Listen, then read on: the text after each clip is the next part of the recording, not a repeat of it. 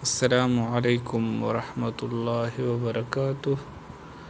मोहतरम औरीदुनको संगे अल्लाह खुशाल लरा अल्लाह पे सेहत पे जामों के लरा अल्लाह हर किस्म मुसीबतुनु आफतुनु तकालीफ़ो नफ़ा आमान के साथ जो फिर ब्यास्ता सु दौड़ान दे हाजिर د یوې نوې وظیفې سره.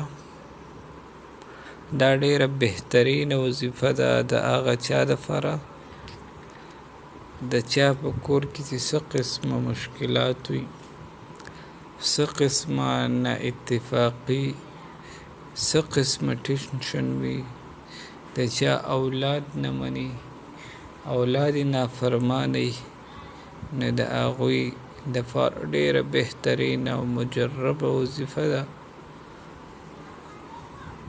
نو داسې قسمه مشکلات چې چاته وي نو هغوی ته پکار دي چې دا وظیفه هغه پابندۍ سره وکړي. نو د هغوی د کور نه اتفاقي، د اولاد نافرماني، د کور ټینشن وغیره دا هر څه به ختم شي. ورازو وظیفې طرف ته. وظیفه څه ده؟ یو سړی هغه لمونځ کوي، که فرض لمونځ دی، که نفل لمونځ دی، که سنت لمونځ دی، که واجب لمونځ دی. کله چې دی په اخري قاعده باندې کینی،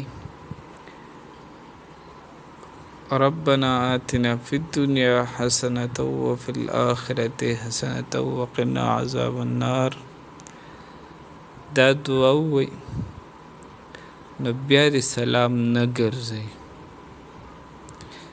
په دې پسې یو بله دعا ده سورة فرقان کې الله رب العزت ذکر کړې ده، هغه دعا دې ووایي. هغه دعا څه ده؟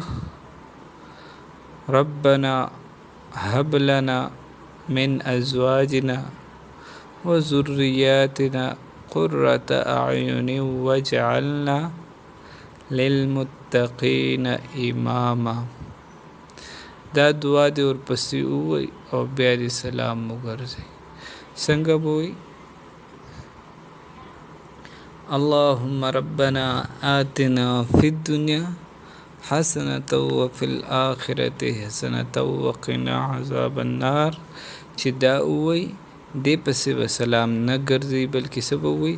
ربنا هب لنا من ازواجنا وذرياتنا قرة اعین واجعلنا للمتقین اماما. د سورة فرقان آخری آیات دی. نو دا آیات چې ووایي نو په دې سره به الله رب العزت د کور ټینشن، د کور نه اتفاقي ختم کی، اولاد به د فرمان بردار جوړ شي. قرة اعین وجعلنا سوی الله به د سوکی او د اولاد د سترګو یخواله به وګرځي. سوی الله زما اولاد زما د سترګو یخواله وګرځوا.